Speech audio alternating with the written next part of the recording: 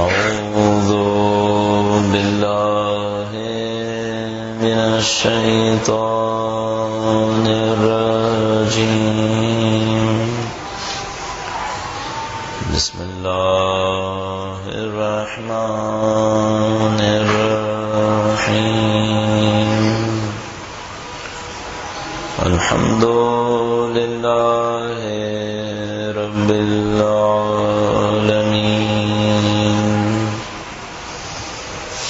والصلاة والسلام على سيد الأنبياء والمرسلين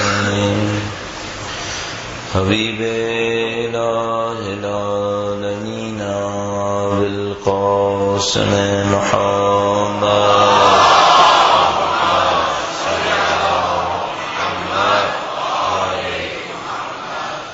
وعلى آله الطيبين الطاهرين سيما بقية الله في الأراضين. قال الله تعالى في كتابه الكريم بسم الله الرحمن الرحيم أم حسبت أن أصحاب الكهف والرقيم كانوا من آياتنا عجبا. درود بھیجیے گا محمد وعلی محمد.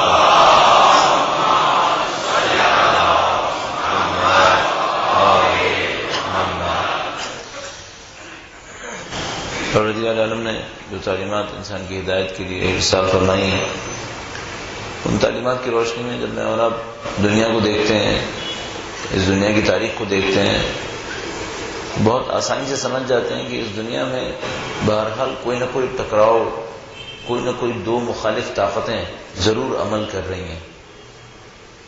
اور بلکہ احساس یہ ہوتا ہے کہ اگر کوئی خدائی تعلیمات کو قبول نہ بھی کرے تب بھی یہ سمجھ سکتا ہے کہ دو مخالف طاقتیں ضرور ہیں یہاں پر. مثلا اگر کوئی خدا کو نہ مانے، دین کو نہ مانے، کتاب، شریعت، ان تمام چیزوں کو نہ بھی مانے، تب بھی سمجھ جائے گا انسانوں میں دو قسم بہت واضح طور پر نظر آتی ہیں. ایک انسانوں کی وہ قسم ہے کہ جو عمومی طور پر انسانوں کے معیار کے تحت اچھے انسان کہلائیں گے. ایک انسانوں کی وہ قسم ہے جو اس معیار کے اوپر پورے نہیں اتریں گے، چاہے کوئی دین کو مانے یا نہ مانے. ہم جو دین کو مانتے ہیں ہم بھی بہت آسانی سے دیکھ سکتے ہیں. اگر ہمارے سامنے انسانوں کو رکھا جائے تو ہم بہت آسانی سے دیکھ سکتے ہیں کہ انسانوں میں سے کچھ ہیں کہ جو ہمارے دین کے معیار پر پورے اتر رہے ہیں، اچھے انسان ہیں. کچھ ہیں جو پورے نہیں اتر رہے. اگر کوئی اس ٹکراؤ کو قبول کر لے کہ دنیا میں یہ ٹکراؤ ہے تو فوراً یہ سمجھ لینا چاہیے کہ غلط اور صحیح کا کوئی نہ کوئی معیار ہوگا، اسی کی بنیاد پہ ٹکراؤ بھی انجام پاتا ہے. اگر غلط اور صحیح کے معیار پہ توجہ دیں تو ہمارے خیال میں پھر ہم سمجھ سکتے ہیں کہ جو بہت غلط ہوگا وہ کیا ہوگا، کہاں سے حاصل ہوگا، اور جو بالکل صحیح ہوگا وہ کہاں سے حاصل ہوگا. دین اسلام میں جو بہت غلط ہے اس کو ہم شیطان کہہ رہے ہیں، اور جو بہت صحیح ہے اس کو ہم معصوم کہہ رہے ہیں، امام اور نبی کی صورت میں. درود بھیجیے گا محمد وعلی محمد.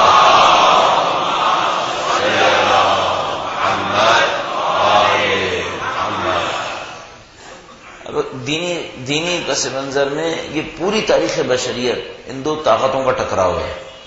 ایک خدا کی طاقت ہے جو نبی اور امام کی صورت میں ظاہر ہو رہی ہے، اور ایک وہ شیطانی طاقت ہے، وہ بھی اپنے چیلے بناتی ہے، وہ بھی اپنا نظام بناتی ہے. ایک الہی نظام ہے، ایک شیطانی نظام ہے. ایک الہی نظام ہے جس میں اللہ کے زمین پر نمائندے کو حجت خدا کہا جاتا ہے، اس کو ہم حجت خدا کہتے ہیں، چاہے وہ امام کی صورت میں ہو چاہے وہ معصوم کی صورت میں. ایک وہ شیطانی نظام ہے، اس شیطانی نظام کے تحت بھی درجات ہیں، اس شیطانی نظام کے تحت بھی کچھ نہ کچھ مراحل ہیں جس کو وہ ماننے والے اس کے طے کر رہے ہوتے ہیں، لیکن اس کے اوپر ہمارے لیے بہت زیادہ توجہ دینا فائدہ مند ثابت نہیں ہوتا. تو کل میں نے عرض کیا اپنی خدمت میں کہ اس کے بھی بہرحال کچھ لوگ ہیں جو ماننے والے ہیں، کچھ لوگ اس کے لشکر میں ہیں، کچھ لوگ اس کی ذریت میں ہیں، اور کچھ اسی کے جیسے ہیں. بہرحال یہ میدان ہے مقابلے کا کہ انسان جو جہاں کہیں بھی موجود ہیں، مثلا میں اور آپ یہاں موجود ہیں، چاہے اس وقت امریکہ اور یورپ میں موجود ہوں، ان تمام انسانوں کو ان دو نظاموں میں سے کسی ایک کی سمت باندھنا ہے۔ اب خدا نے مطالعہ جو نظام بنایا ہے وہ یہ کہ وہ تمام تر وسائل فراہم کرے گا، تمام تر ذرائع استعمال کرے گا، فراہم کر دے گا انسانوں کے لیے تاکہ وہ اللہ کے راستے پر بڑھیں۔ اور شیطان کی جو مخالف طاقت ہے اس کی پوری کوشش یہ ہے کہ کسی نہ کسی طریقے سے تمام تر چیزوں کے ہونے کے باوجود انسان اس خدائی نظام میں آگے نہ بڑھ سکے۔ کل کے مجلس کی روشنی میں ہم نے عرض کیا کہ بہت اہم یہ ہے کہ ہمیں یہ سمجھ میں آ جائے شیطان کی حکمت عملی کیا ہے، اس کا طریقہ واردات کیا ہے۔ اگر یہ سمجھ میں آ جائے تو ہم جو خدا کے راستے پر چلنا چاہتے ہیں، اب مثال کے طور پر آپ جو میں یہاں پر جو موجود ہیں، ہم عمدن چاہتے ہیں کہ خدا کے راستے پر چلیں، ہم وہ نہیں ہیں جو عمدن چاہ رہے ہوں کہ خدا کے راستے پر نعوذ باللہ نہ چلیں۔ اگر ہم خدا کے راستے پر چلنے کا ارادہ نہ رکھتے ہوتے تو مسجد میں کیوں آتے؟ اگر ہمارا عمدی ارادہ یہ نہ ہوتا کہ ہم زندگی کے اندر بہتری کی طرف جائیں تو ہم عزاداری شہید الشہداء میں کیوں آئے تھے؟ اس کا مطلب ہے میں اور آپ اس انسانوں کی اس تقسیم میں ہیں جو عمدن چاہ رہے ہیں، اپنے ارادے اور اختیار سے چاہ رہے ہیں کہ ہم خدا کے راستے، خدا کے نظام میں آگے بڑھیں۔ ہمارا کام نسبتاً آسان ہے، ہمیں صرف یہ دیکھنا ہوگا وہ جو مخالف ہے وہ حربے کون کون سے استعمال کر رہا ہے۔ اگر ان حربوں کو پہچان لیں تو ہمیں اس راستے پر بڑھنے میں آسانی ہو جائے گی، ہمیں مقابلہ کرنا آسان ہو جائے گا، اس کی اسٹریٹجی سمجھ میں آ جائے تو ہم یہ بھی سمجھ سکتے ہیں کہ کس موقع پر ہم اپنے راستے سے ہٹ جاتے ہیں۔ کل اجمالاً عرض ہوا انسان کی بدقسمتی یہ ہے کہ اپنے راستے سے ہٹ چکا ہوتا ہے اور کافی دور تک جانے کے باوجود اس کو سمجھ میں نہیں آتا کہ میں راستے سے ہٹ چکا ہوں۔ بہت دفعہ انسانوں کے ساتھ ایسا ہوتا ہے۔ یہ جو آپ اور میں بعض اوقات دیوانے دیکھتے ہیں، دیوانے مریض ہوتے ہیں، ان کی بیماری کیا ہوتی ہے؟ ان کے ذہن میں کچھ تخیلات ابھر رہے ہوتے ہیں، ان تخیلات کے تحت کچھ کاموں کو انجام دے رہے ہوتے ہیں۔ اگر آپ میں اور آپ ان کے دماغ کو پڑھنے کی طاقت رکھیں تو یہ اپنے دماغ میں ہرگز اپنے آپ کو دیوانہ نہیں سمجھتے، یہ اپنے دماغ میں اپنے آپ کو بالکل صحیح العقل سمجھ رہے ہوتے ہیں، بلکہ دوسروں کو دیوانہ سمجھ رہے ہوتے ہیں جو ان کو دیوانہ سمجھ رہے ہیں، دوسروں کو دیوانہ سمجھ رہے ہوتے ہیں یہ۔ اور بہت دفعہ ایسا ہوتا ہے کہ ان کا ذہن یہ کہہ رہا ہوتا ہے کہ کوئی چیز ہے یہاں پر جس کا ان کو مقابلہ کرنا ہے۔ مثلا کسی دیوانے کو اگر آپ دیکھیں گے جو اپنے تخیل میں کسی دشمن سے لڑ رہا ہوگا تو اس کا تخیل، اس کو تو پتہ نہیں ہوتا کہ یہ تخیل ہے، وہ تو اس کو حقیقت سمجھ رہا ہوتا ہے۔ ہم لوگ جانتے ہیں کہ یہ دیوانہ ہے۔ کیوں دیوانہ ہے؟ جو نہیں ہے اس کو اصل سمجھ رہا ہے اور اس کے اوپر زندگی برباد ہو گئی بیچارے کی۔ مثلا دیوانہ 25-30 سال سے دیوانہ ہے تو 25-30 سال سے کیا کر رہا ہے؟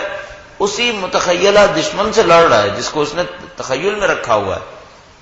فرشتے بھی ہمارے بارے میں یہی سوچ رہے ہیں، فرشتے بھی ہمارے بارے میں یہی سوچ رہے ہیں کہ یہ جس خیالی دنیا کے پیچھے لڑ رہے ہیں کاش کوئی ان کو سمجھا دے کہ یہ خیالی ہے، یہ ہے نہیں، یہاں پر لڑ رہے ہیں اس کے اوپر۔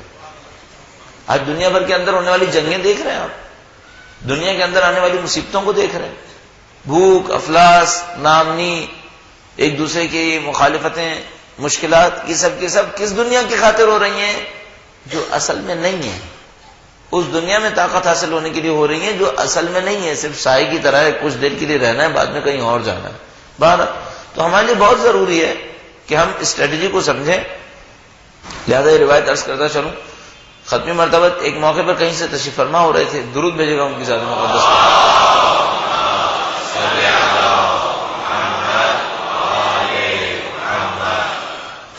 دیکھا کہ کوئی آدمی ہے جس کے ارد گرد میں لوگ جمع ہوئے ہوئے ہیں، ہماری اس طرح میں دیوانہ، کوئی دیوانہ ہے جس کے گرد لوگ جمع ہوئے ہوئے ہیں۔ نبی اکرم تشریف لائے، پوچھا کیا ہوا ہے؟ لوگوں نے کہا دیوانہ ہے۔ فرمایا یہ دیوانہ نہیں ہے، یہ مریض ہے۔ دیوانہ وہ ہے جو خدا کی نافرمانی کرتا ہے۔ فرمایا یہ مریض ہے۔ کیا مرض ہے اس کے اندر؟ مثلا اس کے اندر مرض یہ ہے کہ اس کا دماغ، اب ہم اس کو سمجھ سکتے ہیں کہ اس کے دماغ کے سیلز صحیح کام نہیں کر رہے ہیں۔ مثلا اگر ایوریج انسان کے اندر 20% سیل کام کرتے ہیں تو اس کے کچھ کم سیل کام کر رہے ہیں۔ یا اس کے برین میں کچھ ایسی ایکٹیویٹیز ہو رہی ہیں جس کا باہر کوئی اثر نہیں ہے. مثلا یہ کچھ پکچرز بنا رہا ہے اپنے برین کے اندر، دماغ کے اندر، جو باہر ہے نہیں ایکچولی. مثلا آپ جب یہاں تشریف فرمائیں، آپ سب کی تصویر ہمارے ذہن میں آ رہی ہے، آپ کے ذہن میں ہماری تصویر آ رہی ہے، تو یہ ہے تو آ رہی ہے. اس کے ذہن میں کچھ ایسی تصویریں بن رہی ہیں جو نہیں ہیں. یہ اس کے دماغ کی خرابی ہے، یہ اس کی بیماری ہے. فرمایا دیوانہ وہ ہے جس کی عقل بالکل صحیح کام کر رہی ہے، اب بھی خدا کی نافرمانی کر رہا ہے. فرمایا یہ دیوانہ ہے. اچھا، اس خاطر میں عرض کر رہا ہوں، فرشتے گناہگار کو دیوانہ کہیں گے کہ اس کی عقل تو صحیح تھی، اس کو تو کوئی مشکل نہیں تھی سمجھنے کے لیے، پھر اس نے غلط کام کیوں کر دیا. اس روشنی میں ہمارے لیے ضروری قرار پایا کہ ہم اس کی حکمت عملی کو سمجھیں. ایک نقطہ آپ کی خدمت میں کل عرض ہوا، تھوڑی سی تشریح عرض کرتے ہوئے اس کو آگے بڑھائیں گے. درود بھیجے گا محمد وآل محمد.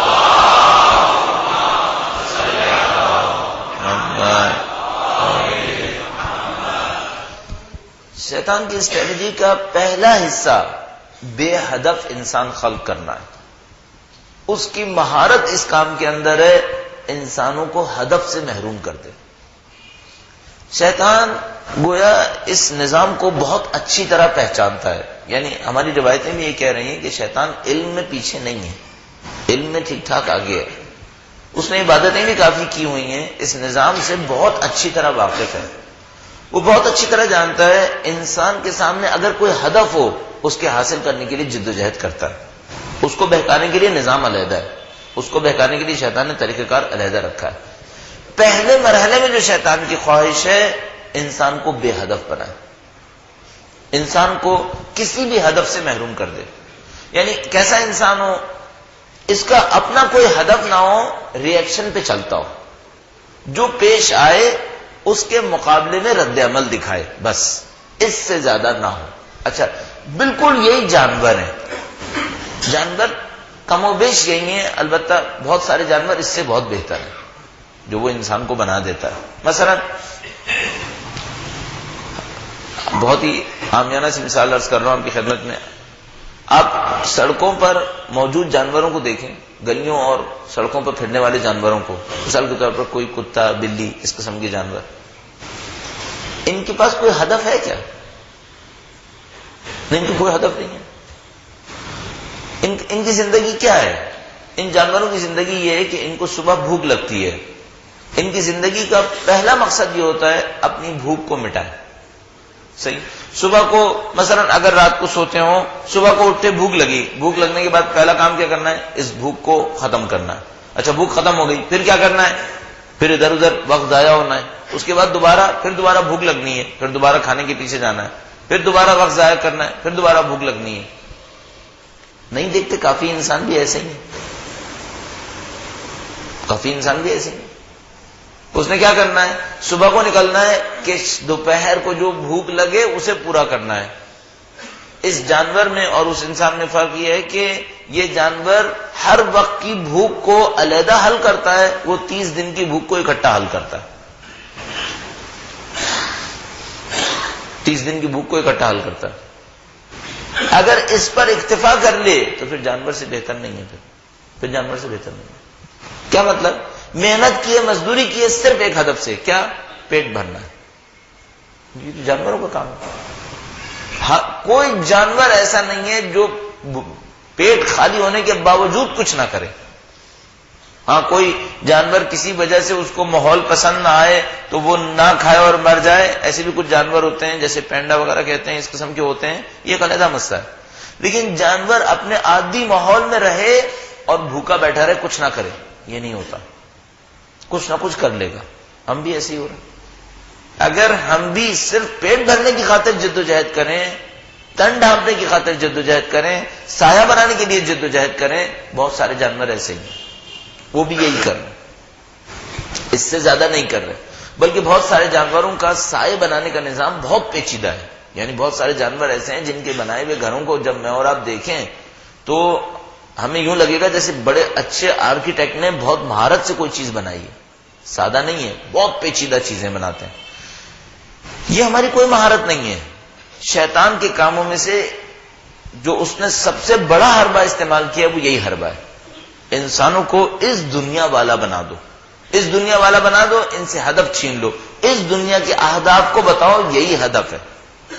بس پہلی کیٹیگری وہ ہے جو بے ہدف ہیں، جن کی زندگی کا کوئی ہدف نہیں ہے. اچھا ان کی زندگی کا ہدف کیوں نہیں ہے؟ یہ ہدف کیوں نہیں بناتے؟ چند وجوہات سے. یا تو کچھ خواہشات نے ان کے دماغ پہ پردہ ڈال دیا ہے، یا تو کچھ خواہشات نے ان کے دماغ پہ پردہ ڈال دیا ہے، یا کسی خوف نے ان کے دماغ پہ پردہ ڈال دیا ہے. یہ دو قسمیں ممکن ہیں انسانوں کے اندر. کچھ انسان وہ ہوتے ہیں جو خواہشات کے مارے ہو جاتے ہیں، کوئی خواہش ان کے دماغ میں ایسی آ جاتی ہے، اس کو حاصل کرنے کے لیے پوری زندگی گزار دیتے ہیں، ہدف سے عاری ہو جاتے ہیں، ہدف بلا دیتے ہیں ہماری زندگی کا مقصد کیا ہے. کچھ انسان وہ ہیں جو کسی خوف کی وجہ سے ایسے ہیں. مثال دیکھیے گا، فرض فرمائیے کوئی زلزلہ آیا کسی علاقے میں، جیسا کہ مثلا کچھ عرصے پہلے پاکستان میں دیکھا گیا. وہاں پر جو لوگ حادثے کے بعد بچ جاتے ہیں اور باہر سے کوئی رابطہ نہیں ہوتا، ان کی پہلی جدوجہد کیا ہوتی ہے؟ سروائیو کرو، زندہ رہنا جدوجہد ہے.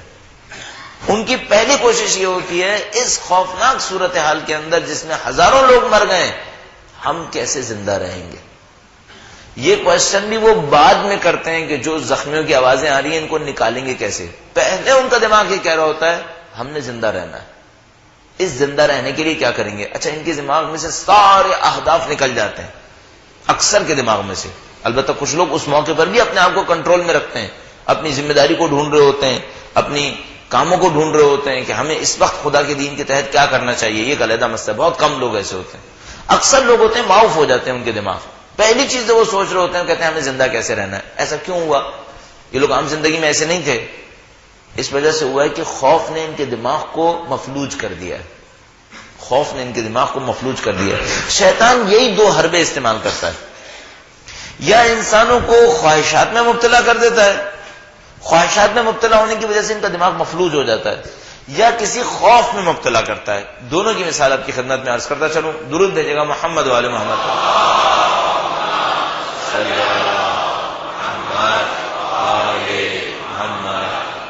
اچھا دونوں کی مثالیں تھوڑی سے لے کر بہت اونچی تک بہت مختلف ہو سکتی ہیں. مثال کے طور پر آپ مغربی سوسائٹی میں چلے جائیے، وہاں پر سارے انسانوں کو ایک دوڑ میں پائیں گے. 12 گھنٹے کام کریں گے، 10 گھنٹے 12 گھنٹے کام کرنا وہاں کوئی اتنا بڑا مسئلہ نہیں ہے. 10-12 گھنٹے کام ہوگا، اور کام اور شدید محنت کے بعد کیا ہوگا؟ کچھ خواہشات پوری ہو جائیں گی. اچھا ان کی زندگی کا اس سے بڑھ کر ہدف کیا ہے؟ کوئی ہدف نہیں. یہ کوئی ہدف نہیں. اتنے پڑھے لکھے لوگ ہیں، ان کے پاس ڈگریز ہیں، ان کے پاس سب کچھ ہے، پھر ان کا ہدف کیوں نہیں ہے؟ یہ خواہشات میں پھنس گئے. ان کے سامنے خواہشات کیا رکھی گئی ہیں؟ مثلا آج ایک اپارٹمنٹ میں ہے، اس کے سامنے خواہش رکھ دی جائے گی ایک اور بڑا اپارٹمنٹ، ایک اور بڑا گھر، ایک اور بڑی زمین، ایک اور بڑی جائیداد. بس یہ خواہشات ہیں جو اس کے ساتھ چلتی رہیں گی. دسیوں خواہشات وہ روز روز بنانے کے ماہر ہیں. مثلا گاڑیوں کے نئے نئے ماڈل لے کر آنا، ٹیلی ویژن کے نئے نئے ماڈل لے کر آنا، گھروں کی نئی نئی اسکیمز کو لانچ کرنا، ٹورزم کے لیے نئی نئی جگہوں کے اوپر بھیجنے کی خواہش کو ایجاد کرنا. انہی تمام چیزوں کے پیچھے کی ساری زندگی بھاگتا رہے گا اور اس کا کوئی ہدف نہیں رہے گا. بدقسمتی اس آدمی کی یہ ہے کہ یہ بے ہدف زندگی گزارتا ہے اور سمجھتا ہے یہی کمال ہے. کس کی طرح؟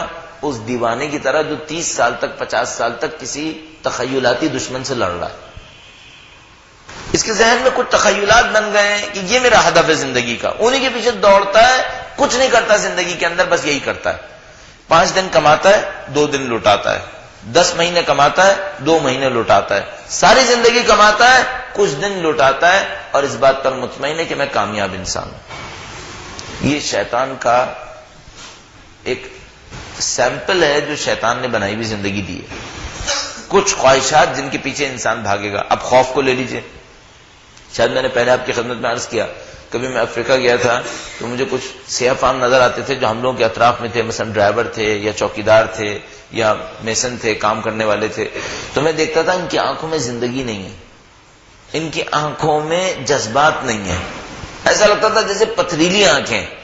تو میرے وہاں پہ کام کرنے والے ایک جو ہندوستانی تھے ان سے پوچھا کہ بھائی ان کی آنکھوں میں زندگی کیوں نہیں ہے؟ ایسا لگتا ہے جیسے پتھر کو دیکھ رہے ہیں، ایسا لگتا ہے جیسے آرٹیفیشل ہیں سارے کے سارے، روبوٹکس ہیں یہ. کہنے کا وجہ یہ ہے کہ یہ اتنے بھوکے رہے ہیں کہ سوائے بھوک کے ان کے دماغ میں کچھ نہیں ہے. ان کے دماغ میں سوائے بھوک کے کچھ نہیں ہے. یعنی جب ان سے بات کرو تمام باتوں کا شروع بھوک پر ہوگا، اینڈ بھی بھوک پر ہوگا. کیونکہ وہ ان کی زبان جانتا تھا تو بولتا تھا ان سے. کہنے کا یہ ہر روز 18-20 کلومیٹر چل کے یہاں تک پہنچتے ہیں، اس کے بعد یہاں پہ کام کرتے ہیں، پھر واپس پیدل جاتے ہیں 18-20 کلومیٹر. دوپہر کا کھانا ان کے پاس نہیں ہوتا، ہم نے دے دیا تو دے دیا، ورنہ جو صبح کو کھا کے نکلا ہے 36 کلومیٹر 35 کلومیٹر چل کے گھر پہنچے گا. 10-12 گھنٹے کام کرنے کے بعد اب آپ سمجھ سکتے ہیں بھوک کا کیا عالم ہوگا. جو تنخواہ اس کو ملے گی، اس نے کیلکولیٹ کر کے بتایا تھا کہ یہ تنخواہ یہ اتنے روپے کلو، یہ اتنے روپے کلو. کہنے لگا بمشکل 2 وقت کھا لے، بہت کام کیا اس نے. ہم نے خود دیکھا بازار میں چلتے ہوئے کسی آدمی کے ہاتھ میں ٹفن کیئر کچھ نہیں ہے. کہنے لگا نہیں، نہ گھر بازار سے تو خریدنے کا سوال ہی نہیں ہے. ایک وقت کا باہر کا کھانا تقریباً ان کی کمائی کے 1/4 حصے کے برابر تھا. ہم نے خود ایک دفعہ منگوایا تھا. ایک وقت کا کھانا کانسٹیبل جو باہر کھڑا تھا اس کی سیلری کا 1/3 بن رہا تھا، 1/4 بن رہا تھا. تصور ہی نہیں ہے. یہ کیا ہوا ہے؟ یہ انسانوں کی ایک اور قسم ہے. ان کو خوف میں مبتلا کیا ہے، خوف میں ایسا مبتلا کیا ہے کہ ان کا دماغ معاف ہو جائے. البتہ یہ پھر بہتر ہے کہ جن کے اوپر خوف حقیقی ہے. کسی اور نے مصنوعی بنایا ہے لیکن ان کو بیچاروں کو واقعاً مصیبت کا سامنا ہے، ان کو واقعاً بھوک کا سامنا ہے. کچھ ہیں جن کو بھوک کا سامنا نہیں ہے، بھوک کے خوف نے دماغ خراب کر دیا ہے. بھوک کے خوف نے دماغ خراب کیا ہے.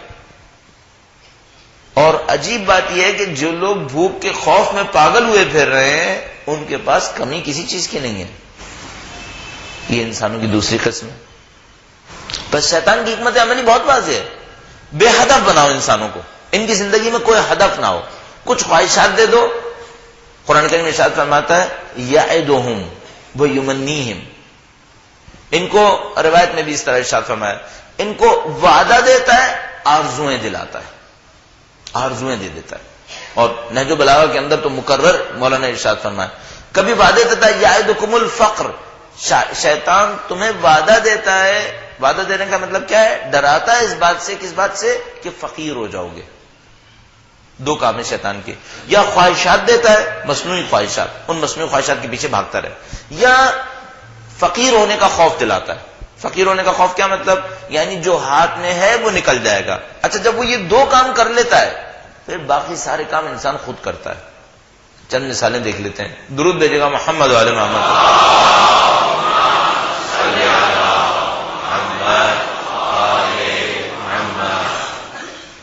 کبھی کبھی آپ کسی قوم کو دیکھیں گے شدید مصیبت میں ہیں، شدید مشکلات میں ہیں، زندگی میں کچھ کر بھی سکتے ہیں، چاہیں تو مقابلہ کریں تو کچھ ہو جائے گا، لیکن مقابلہ نہیں کریں گے، کوئی مقابلہ نہیں کریں گے.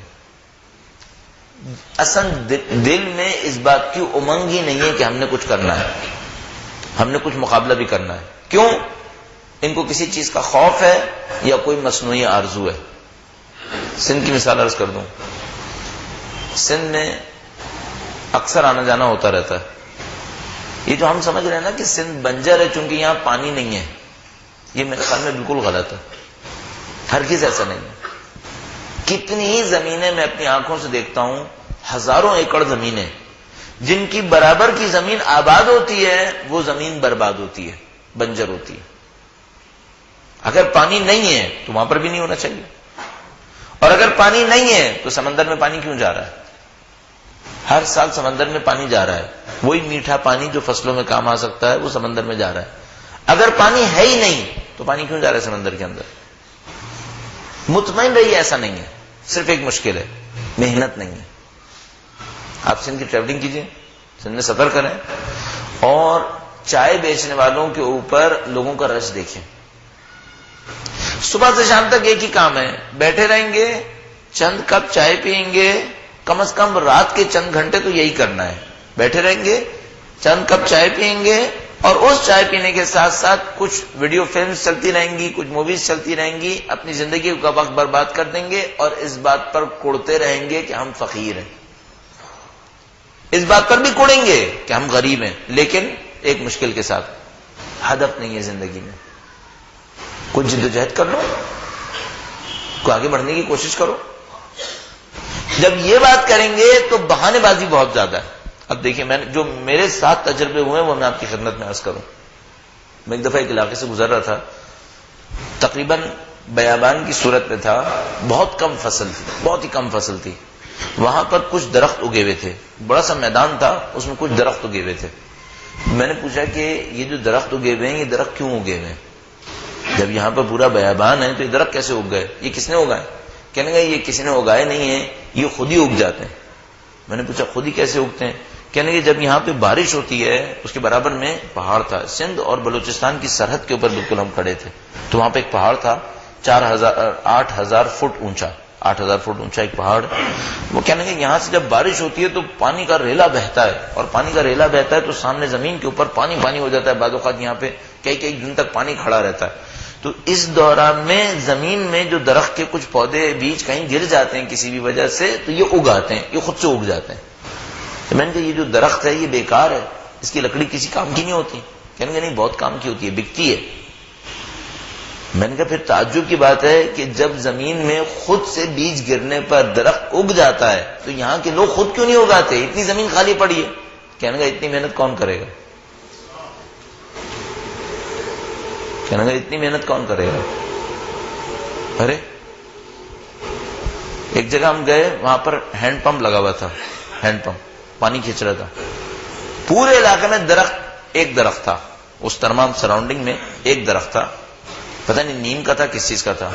جس نے بھی گاڑی کھڑی کرنی ہوتی تھی اتنی سخت گرمی پڑ رہی تھی، سب کو پتا تھا گاڑی اگر دھوپ میں کھڑی ہوئی تو پھر اندر بیٹھنا عذاب ہو جائے گا. ہر ایک آدمی کی کوشش تھی اس نیم کے درخت کے سائے میں کسی طریقے سے گاڑی کھڑی کر لے کسی طریقے سے، چونکہ وہی بس ایک ٹھنڈی جگہ اور کوئی ٹھنڈی جگہ نہیں. پورے علاقے میں درخت ایک ہی تھا، اس کے نیچے بس کسی طریقے سے گاڑی کھڑی ہو جائے. اچھا وہاں پہ ہینڈ پمپ تھا، وہاں پہ لوگ نہا بھی رہے تھے، پانی لے جا رہے تھے. میں تھوڑی دیر وہاں پہ کھڑا رہا تو میں نے دیکھا کہ وہاں پر مثلا ایک آدمی نہا رہا ہے، یہ کر رہا ہے وہ کر رہا ہے، پتہ نہیں کتنا پانی ضائع ہو رہا ہے. میں نے لوگوں سے پوچھا یہاں پہ آپ لوگ درخت کیوں نہیں لگاتے؟ کہنے کہ یہاں پانی نہیں ہے نا. کہنے پانی نہیں ہے، درخت کہاں سے لگائیں؟ سمجھ رہے ہیں؟ اچھا اس کو میں کیا کہوں؟ ان دونوں کو میں جوڑوں، ایک میں محنت کی کمی اور ایک میں عقل کی کمی. چلو عقل کی کمی قبول، محنت کی کمی بھی قبول ہے کیا؟ یہ صرف شیطان ہے، پھر یہ صرف شیطان ہے. اچھا ہم سب کے ساتھ یہی کچھ ہو رہا ہے. آپ نے اور میں نے پتہ نہیں کتنی کتابیں پڑھنے کا سوچا ہوا ہے اپنی زندگی کے اندر کہ وقت آئے گا تو پڑھیں گے. کبھی وقت آئے گا نہیں. اچھا کیا وقت نہیں ہے ہمارے پاس؟ اب غور فرمائیے، اپنی زندگی کے اندر دیکھیے وقت ہے یا نہیں ہے. دیکھیے ہم نے کچھ لوگوں کی مثال ایسی دیکھی جن کے پاس سب کچھ ہے، ایک ایسی مصروفیت میں مشغول ہیں جس کا کوئی ہدف نہیں ہے، جس کا کوئی مقصد نہیں، جس میں ان کی زندگی ضائع ہو رہی ہے. اپنے آپ سے پوچھے گا کہیں ہم بھی ایسے نہ ہوں. ہم تقریباً قریب بے اتفاق تھے اس بات کے اوپر کہ یہ لوگ غلط کر رہے ہیں. اگر کوئی واقعی عقل مند ہو تو کہیں ہم لوگوں کے بارے میں یہ فیصلہ نہ کرے کہ ہم بھی غلط کر رہے ہیں. کیسے غلط فیصلہ کیسے ہو سکتا ہے؟ ایسے ہو سکتا ہے کہ واقعا اپنی زندگی میں پوچھے گا میرے پاس زندگی میں بالکل ٹائم نہیں ہے، یعنی کہ نہیں ٹائم ہے، میں ٹائم برباد کر رہا ہوں. کام کرنے کا بھی ہے، بہت کام کرنے کا بھی ہے، یعنی ایسا نہیں کہ میرے پاس کرنے کا کام نہیں ہے. اب اس کی نشانیاں عرض کرتا چلوں. مثال کے طور پر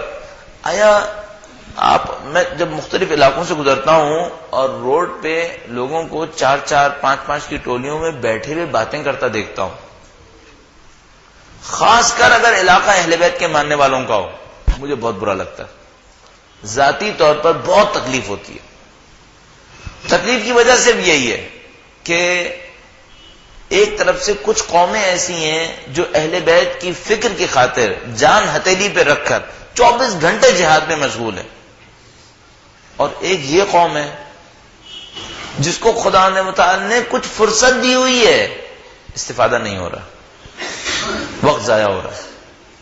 اچھا یہ بتائیے اپنے طور پر خود ہم لوگ فیصلہ کر لیں، یہ جو ہم وقت ضائع کر رہے ہیں اور ہم پڑھے لکھے لوگ بھی ہیں، یہ کس کا حربہ ہے؟ یہ کیا ہماری عقل نہیں کہہ رہی کہ ہمارے پاس کچھ کام ہے کرنے کے لیے؟ مثلا ہم میں سے تقریباً سب نے اپنی زندگی میں کچھ نہ کچھ چیزیں سوچی نہیں ہیں کہ ہم کریں گے.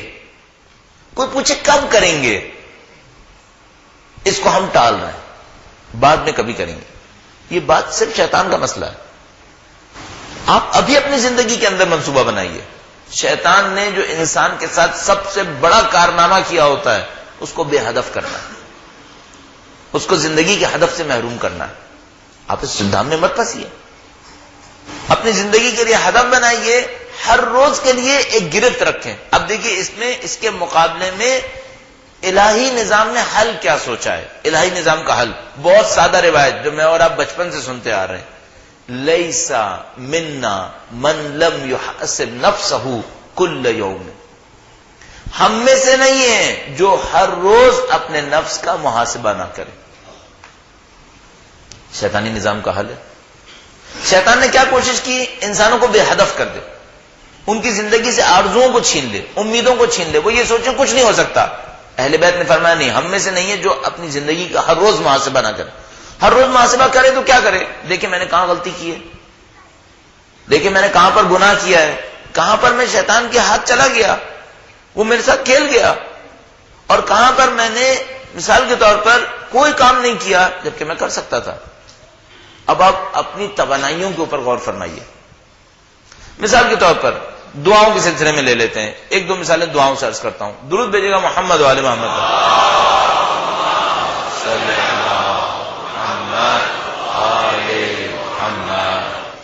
کئی دفعہ ایسا ہوتا ہے ہم کسی عبادت کرنے والی کی عبادت کو سنتے ہیں، بہت خوش ہوتے ہیں، یہ دیکھو یہ کتنی اچھا اس نے عبادت کی ہے. اچھا کوئی ہم سے پوچھے تم خود کیوں نہیں کرتے، تو ہم جواب میں کیا کہیں گے؟ ہمارے پاس وقت نہیں ہے. اچھا وہ جو کر رہا تھا، جو اتنا بڑا آدمی بنا، وہ بیکار تھا، اس کے پاس وقت تھا. مثال دیتا ہوں آپ کی خدمت میں. امام خمینی ہر روز فجر کے اطراف میں 2 گھنٹہ عبادت کو دیتے تھے. ہر روز کا ان کا شیڈیول تھا کہ وہ اذان فجر سے کافی پہلے جاگ جایا کرتے تھے، چاہے رات کو کبھی بھی سوئیں. 2 گھنٹہ کم از کم عبادات کو دیتے تھے.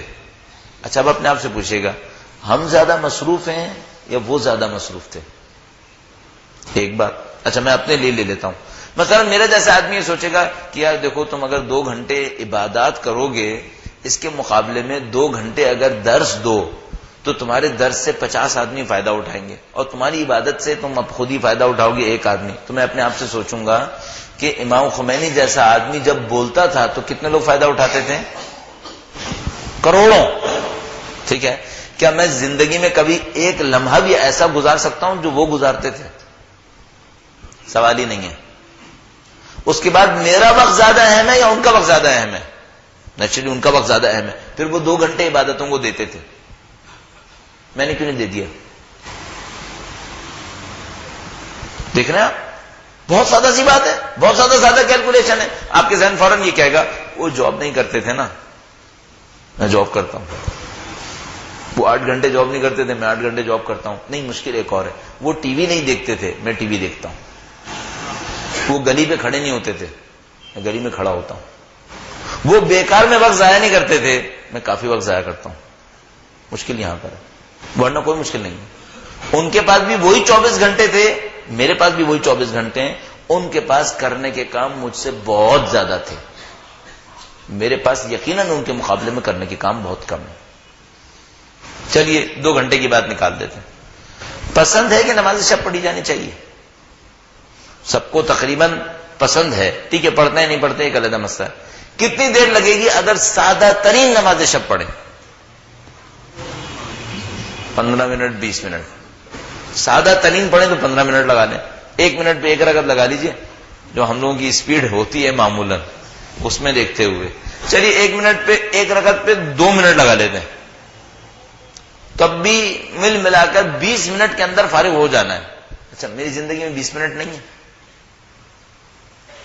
میرے پاس ڈیلی 20 منٹ نہیں ہے کیا؟ میں عرض کر دیتا ہوں، ابھی یہاں سے نکلتے نکلتے آپ 15 منٹ ضائع کریں گے. 15 منٹ 20 منٹ یوں ہی نکلتے نکلتے ضائع کریں گے. بعض اوقات کیا ہوتا ہے، شیطان ہم سے ایسے کھیلتا ہے.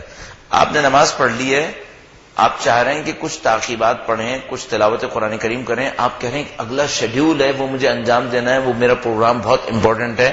اچھا ابھی آپ یہ پلان کر رہے ہیں کہ ٹھیک ہے ابھی کوئی بات نہیں، تعقیبات نہیں پڑھتا چونکہ مجھے وہ کام کرنا ہے. اتنی دیر میں ایک کال آئی، آپ نے 2-3 منٹ اس کال کو اٹینڈ کیا اور فوراً اس کام کی طرف بھاگے. ذرا پوچھے گا تعقیبات میں کتنی دیر لگانی تھی؟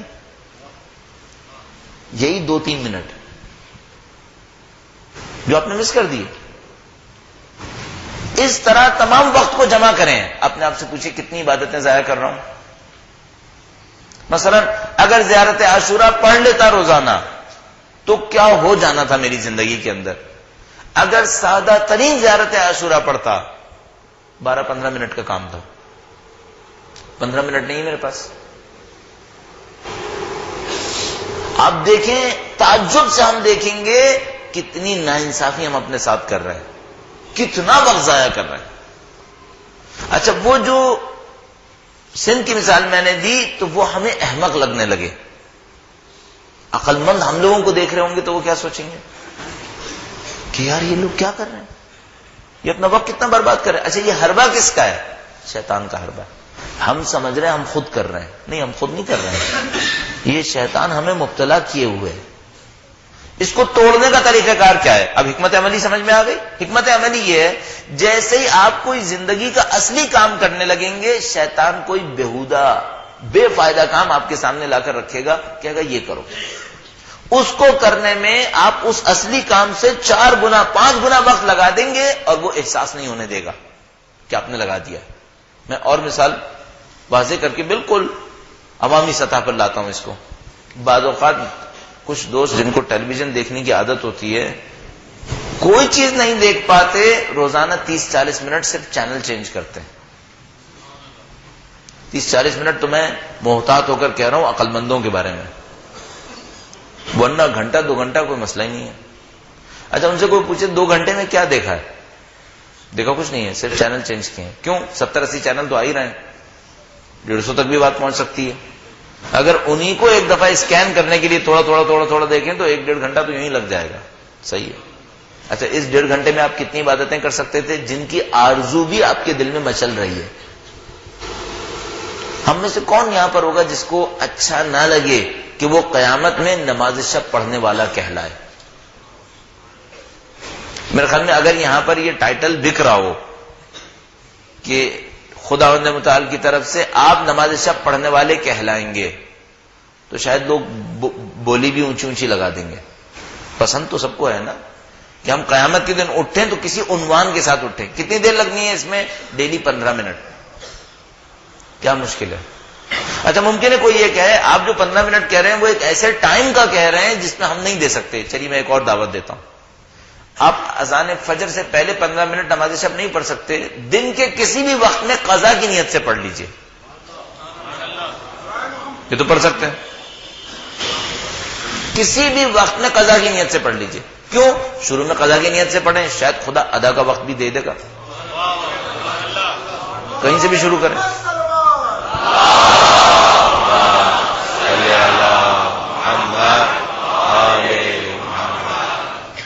15 منٹ میں زیارت عاشورہ بغیر دعائے القمہ کے 100 جملے نہیں کہیں، ایک دفعہ کہیں. 15 منٹ میں یقیناً ختم ہو جائے گی. 2 رکعت زیارت عاشورہ بھی لگا لیجیے اس کے اوپر، 15 منٹ میں یقیناً ختم ہو جائے گی. 2 رکعت زیارت عاشورہ، نماز زیارت سید الشہداء اور دعا زیارت عاشورہ. 100 جملے نہیں کہیں، ایک جملہ کہیں، 15 منٹ میں ختم ہو جائے گی. زندگی میں کہیں بھی پورے دن میں 15 منٹ نہیں ہے. بہتر یہ ہے کہ فجر سے لے کر زوال آفتاب تک پڑھی جائے، دوپہر تک پڑھی جائے. آپ کہیں پر بھی پڑھ لیجیے، سونے سے پہلے، دوپہر میں، دن بھر میں، کہیں پہ 15 منٹ نہیں ہے. اگر آپ کہیں نہیں ہے تو میں آپ سے کہوں گا تھوڑا سا کل اپنا جائزہ لے لیجیے گا. دیکھیے 15 منٹ ہے یا نہیں ہے. ایک 15 منٹ نہیں ہے، 10 15 منٹ ہیں. شیطان نے بہکاوا دیا ہوا ہے، کسی غلط جگہ پہ ضائع کر کے احساس نہیں کر رہے، اس کو بھاری سمجھتے ہیں. ابھی اگر ہم یہ شیڈول بنائیں نا کہ ہم روزانہ 15 منٹ مثلا نماز شب کو دیں گے یا زیارت عاشورہ کو دیں گے، یہ بھاری لگے گا اور ویسے ہی دروازے کے سامنے کھڑے رہے گی، 15 منٹ یوں ہی گزر جائیں گے. گاڑی میں بیٹھیے، کسی کا انتظار کریں، دیکھیے 15 منٹ یوں ہی گزر جائیں گے. اچھا دیکھیے اور مثال آپ کی خدمت میں عرض کروں. ابھی اگر مجھ سے کوئی یہ کہے روزانہ 1000 دفعہ درود بھیجا کرو، کم لگے گا نا زیادہ لگے گا؟ بہت لگے گا. 1000 دفعہ، 1000 دفعہ. میں آپ کو ایک آسان نسخہ بتاتا ہوں، آپ 1000 سے زیادہ دفعہ بھیجیں گے، 1000 سے زیادہ دفعہ. اتنا کر لیجئے، جو تجربہ کرنا چاہتے ہیں کوئی کاؤنٹر لے لیجئے جو ٹک ٹک کر کے کاؤنٹ کرتا رہتا ہے، اس کو اپنے ہاتھ میں رکھیے. جیسے ہی فارغ ہوں درود پڑھ کے ایک دفعہ کاؤنٹ کرنا شروع کر دیں. اگر آپ اس تجربے کو کریں، میں آپ کو گارنٹی سے عرض کر رہا ہوں، آپ ایک ایک دن میں کئی ہزار درود بھیج چکے ہوں گے.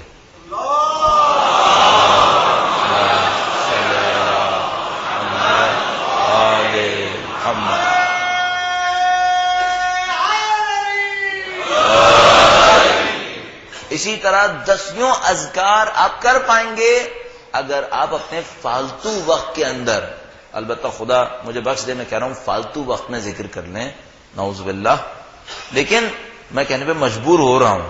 اگر آپ اپنے فالتو وقت میں ذکر کر لیں، جس وقت میں آپ کو پتا ہے آپ کچھ نہیں کر سکتے، آپ کو بیکار بیٹھنا ہی بیٹھنا ہے، آپ اسی وقت میں ذکر خدا کرنا شروع کر دیں، اسی وقت میں درود بھیجنا شروع کر دیں، دیکھیے آپ کی زندگی میں کیا تبدیلی آتی ہے جو قابل تصور نہیں ہوگا آپ کے لیے، جو آپ نے صرف بزرگوں کے بارے میں سنا ہوگا. مثال کے طور پر ہم نے اور آپ نے سنا ہے لا الہ الا انت سبحانک انی کنت من الظالمین، بہت بڑا ذکر ہے. دن میں 400 دفعہ کہنا سجدے میں مستحب ہے.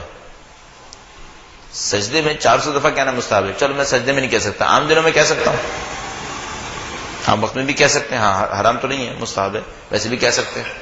400 دفعہ کہنے میں کتنی دیر لگے گی؟ ابھی میں اور آپ سوچیں نا 400 دفعہ تو لگے گا جیسے پتہ نہیں کیا عذاب ٹوٹا ہے. ایک دفعہ بھیج کے دیکھیے، کر کے دیکھیے. نہیں معلوم ہمارے پاس تاریخ میں کتنے لوگ ایسے ہیں کہ جو 1000 دفعہ سورہ قدر ہر روز پڑھتے تھے. 1000 دفعہ سورہ قدر ہر روز پڑھتے تھے. زیارت عاشورہ 100 جملوں کے ساتھ ہر روز پڑھتے تھے. علامہ امینی کے بارے میں لکھا ہوا ہے، ہم اہل بیت کے بعض فضائل پڑھتے ہیں نا تو ہم سوچتے ہیں پتہ نہیں یہ کیسے ہوتا تھا. ان کے شاگرد بھی کرتے تھے. اہل بیت کو تو چھوڑ دیجئے جو ہمیں سمجھ میں نہیں آئے گا. علامہ امینی ایک رات میں، ابھی 3-4 دن پہلے میرے خیال میں پڑھ رہا تھا، ایک رات میں 1000 رکعت پڑھنے کی عادت رکھ چکے تھے 8ویں امام کے روضہ مقدس کے اوپر. جب وہاں زیارت کے لیے جاتے تھے ایک رات میں 1000 رکعت پڑھا کرتے تھے. تو ایک آدمی ان کے پاس آیا کہ نہیں آغا صاحب آپ اتنی نمازیں پڑھتے ہیں تھکتے نہیں ہیں؟ کہنے کہ کیا مچھلی پانی میں تیرنے سے تھکی ہے کبھی؟ مچھلی کبھی تھکی ہے؟ ہمیشہ پانی کے اندر تیرتی رہتی ہے، وہ تو کبھی نہیں تھکی. ہم اللہ کے بندے ہیں، ہمارا کام ہے اللہ کی بندگی کرنا، اس میں کون سی تھکاوٹ؟ بندہ بنو. یہ سب ہم کر سکتے ہیں. کب؟ جب ہمیں یہ سمجھ میں آ جائے کہ جو ہم نہیں کر رہے یہ کسی کا حربہ ہے، یہ کسی کا حربہ. ہم کیا سمجھتے ہیں؟ ہم سمجھتے ہیں یہ روٹین ہے. یہ روٹین نہیں ہے، یہ ہم اس کے بچھائے ہوئے جال میں پھنس چکے ہیں. بالکل جیسے میں نے آپ کی خدمت میں عرض کیا تھا، بلا تشبیہ عرض کر رہا ہوں صرف اس بات کے لیے کہ سمجھانا آسان ہے. وہ جو شخص دیوانہ ہے اور 30 سال سے کسی تخیلاتی دشمن سے لڑ رہا ہے، وہ کیا سمجھ رہا ہے؟ ایب نارمل ہے یا روٹین ہے؟ وہ سمجھ رہا ہے روٹین وہ ہے کہ 30 سال سے وہ کسی تخیلاتی دشمن سے لڑ رہا ہے. ہم لوگوں کی زندگی میں یہ جو کچھ ہو رہا ہے نارمل نہیں ہے. یہ اگر نارمل ہوتا تو کیا ہوتا؟ ہم بندے خدا تھے، ہمیں اللہ کی بندگی کرنی چاہیے تھی. ہم وقت کیوں ضائع کر رہے ہیں؟ یہ کیا ہو رہا ہے پھر؟ یہ ہمیں شیطان نے بے ہدف کیا ہے، ہمیں زندگی میں بے ہدف بنایا ہے. اچھا اگر سمجھ میں آ جائے تو ہمیں کیا کرنا چاہیے؟ بہت سادہ سا کام، اپنی زندگی سے فائدہ اٹھائیے. اپنی زندگی سے فائدہ اٹھائیے، بہت قیمتی ہے، اس کو ضائع نہ ہونے دیں. ہر منٹ کے لیے اپنے آپ سے پوچھتے رہیے کیا فائدہ اٹھا رہا ہوں، اگلا کرنے کا کام کیا ہے. اچھا تیزی سے منتقل کیجئے. بعض اوقات کیا ہوتا ہے آپ نے ایک کام کیا ہے، اب آپ کہہ رہے ہیں کچھ دیر رکتا ہوں ابھی سوچتا ہوں کیا کرنا ہے. یہ نہ کریں. اور کچھ لوگ تو یہ بھی نہیں سوچتے کہ میں کچھ دیر سوچ لوں، وہ کہتے ہیں ٹھیک ہے چلو ایسے ہی چل رہا ہے، جب اگلا کوئی کام آئے گا دیکھا جائے گا. یہ نہ کیجیے. ایک کام ختم ہوا ہے دوسرے کام میں جائیے. کیوں؟ آپ کی زندگی بہت قیمتی ہے، آپ کا ایک ایک سیکنڈ قیمتی ہے. آپ کی 60 سال کی زندگی پر آپ کے لاکھوں سال برزخ میں کم یا زیادہ ہو سکتے ہیں.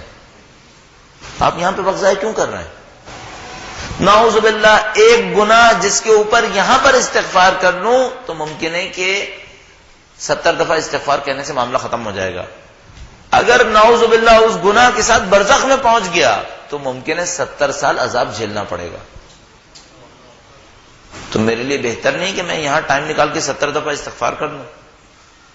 پہلا مسئلہ تو یہ کہ کروں ہی کیوں، گناہ کروں ہی کیوں. لیکن اگر ہو چکا ہے، کیا ہی کیوں، ہو چکا ہے تو ٹھیک ہے استغفار کرو، سچے دل سے استغفار کرو. یہاں 70 دفعہ استغفار کہنے میں چند منٹ لگیں گے اگر توجہ کے ساتھ کہہ دوں، اور وہاں پر ممکن ہے کہ اس ایک گناہ کو نپٹانے میں مجھے 70 سال لگ جائیں گے.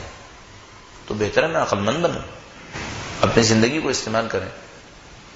آپ اپنی زندگی کو استعمال کرنے کے لیے کچھ نہ کچھ روایات ضرور پڑھیں.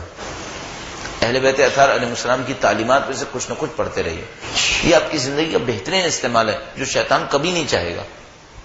یہ شیطان کبھی نہیں چاہے گا. چند چیزیں شیطان کبھی نہیں چاہے گا. نمبر 1، آپ علوم اہل بیت میں سے کچھ حاصل کریں، کبھی نہیں چاہے گا. نمبر 2، آپ عبادات کریں، اللہ کی بندگی کریں، ہرگز نہیں چاہے گا. کچھ چیزیں وہ یقیناً چاہے گا. نمبر 1، خواہشات نفسانیہ میں پڑے رہیے، یقیناً چاہے گا. کسی گناہ میں مبتلا رہیں، یقیناً چاہے گا.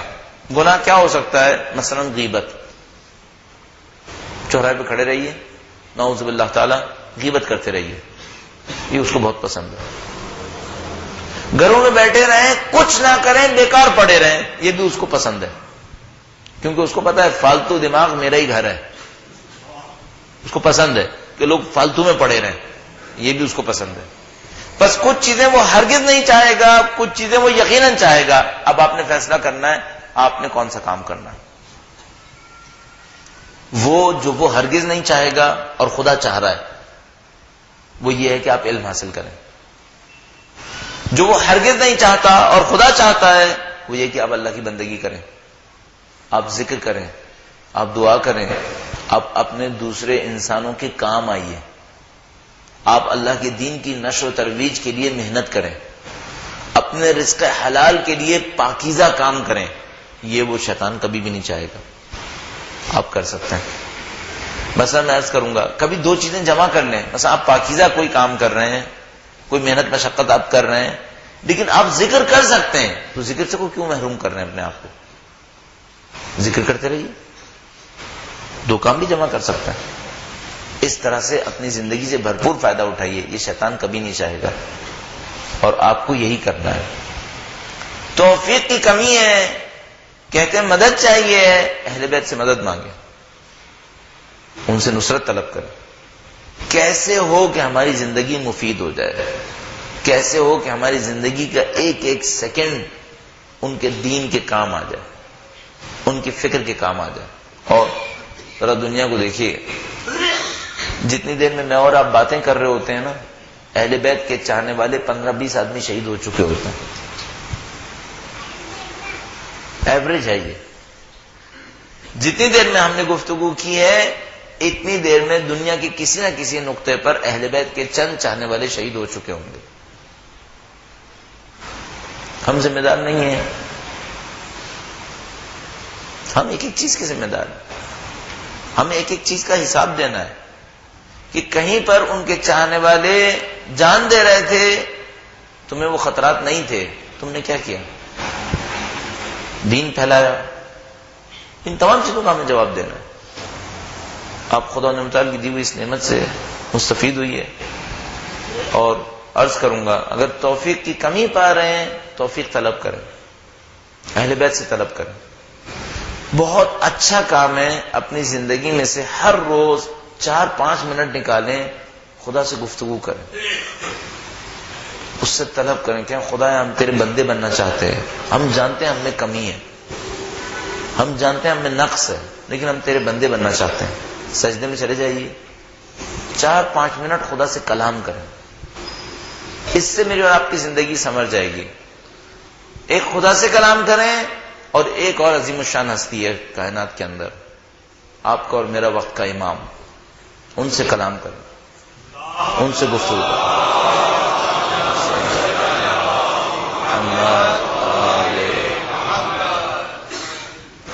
اگر وہ تشریف فرما ہوں تو ہمارا دل نہیں چاہے گا ہر روز ان کی کوئی گفتگو سن لیا کریں، ہر روز ان کا کوئی کلام سن لیا کریں۔ کم سے کم اپنے امام کے حضور کچھ کہہ تو سکتے ہیں، ابھی کہہ دیا کریں۔ کبھی آپ گھر میں مثال کے طور پر نماز شب کے بعد کوئی دعا وغیرہ پڑھنے کے بعد فارغ ہو گئے ہوں، اپنے امام کے سامنے کھڑے ہو جائیے اور مولا سے چند جملات کہا کریں، روزانہ کہیں۔ مولا سے کہیں مولا ہم چاہتے ہیں آپ کی آواز سنائی دے ہمیں، مولا ہم چاہتے ہیں آپ کا دیدار ہو جائے۔ ان سے کہیں، کبھی کبھی ایسا ہو مثلا آپ کھانے وغیرہ کے اوپر بیٹھے ہوں، اچھا کھانا آپ کو دنیا کے اعتبار سے اچھا کھانا مل رہا ہو، اپنے بچوں کے ساتھ بیٹھیں، تھوڑی دیر میں بچوں کو کہیں رک جاؤ، ہاتھ اٹھائیں اور اپنے امام سے کہیں مولا مجھے اس کھانے میں لذت ملے گی جس میں آپ تشریف فرما ہوں گے، اس میں لذت نہیں ہے مولا۔ کبھی کوئی دنیا کی نعمت ملے، ایک منٹ کے لیے رک جائیے اور اپنے امام سے کہیے مولا اس میں مزہ ہے لیکن اس میں بہت کم ہے، اگر آپ ہوں تو مزہ ہے، آپ کے نہ ہونے سے ہمیں مزہ کم ہوا ہے۔ مولا سے طلب کریں اور ان سے کہیں، ہر روز کہہ سکتے ہیں کہ مولا ہماری زندگی بیکار جا رہی ہے آپ کے بغیر، چاہتے ہیں ہماری زندگی آپ کے اوپر نثار ہو۔ اپنے بچوں کو دیکھیں، ہمیشہ کہیں مولا یہ آپ کے سپاہی ہیں، میرے نہیں ہیں، یہ آپ کے لیے ہیں، یہ سب کچھ، میری زندگی، میری جان، میری محنتیں، میری روح سب پر آپ پر قربان ہو۔ پھر اگر قربانی قبول کریں تو فخر ہے، آپ قربانی قبول کر لیں تو فخر ہے ہمارے لیے۔ اپنے مولا سے کہنے کی عادت ہونی چاہیے ہمیں، اپنے مولا کے حضور فریاد کرنا ہمیں آنا چاہیے۔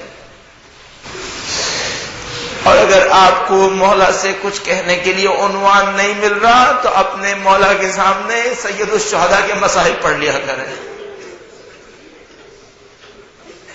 آج 8ویں امام کی شہادت کا دن تھا، ایک روایت کے مطابق اپنے مولا کے سامنے کھڑے ہوں کہ مولا آپ کو آپ کے جد امجد کی شہادت کی تسلیت پیش کرتا ہوں۔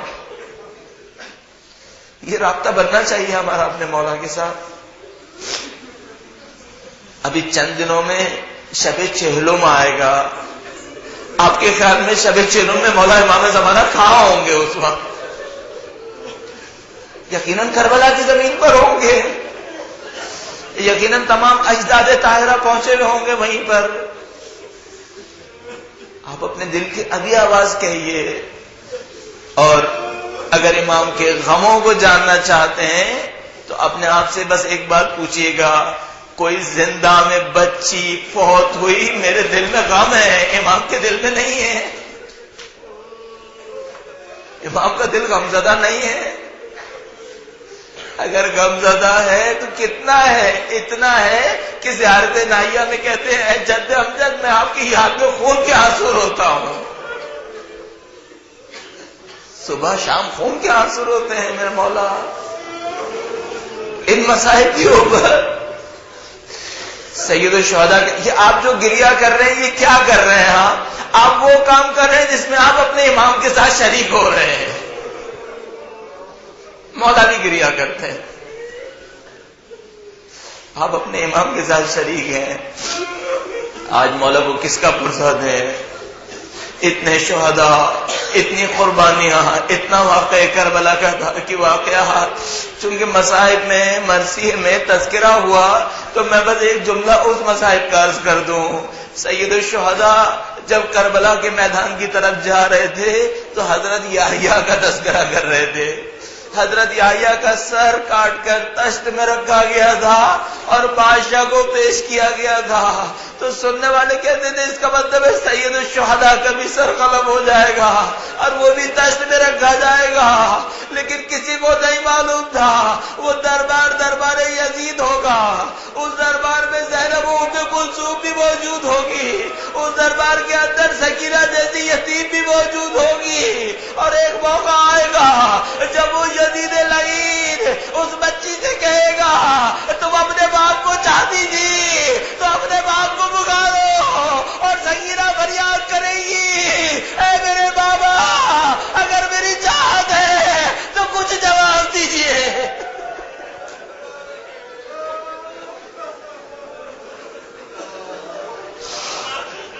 سَيَعْلَمُ الَّذِينَ ظَلَمُوا أَيَّ مُنقَلِبٍ يَنقَلِبُونَ۔ اے پاک پروردگارا تجھے واسطہ محمد و آل محمد کا اس قلیل کو ہم سے قبول فرما۔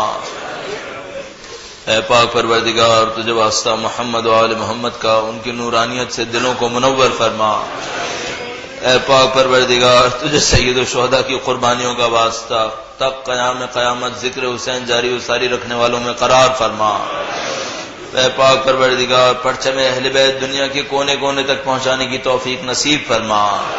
اے پاک پروردگار تجھے واسطہ محمد و آل محمد کا قلب امام زمانہ کو ہم سے راضی و خوشنود فرما، ان کے ظہور مبارک میں تعجیل فرما، ہمیں اور ہماری نسلوں کو ان کے بہترین اعوان و انصار میں قرار فرما، اس دنیا سے زندگی کا اختتام ان کی راہ میں شہادت قرار فرما۔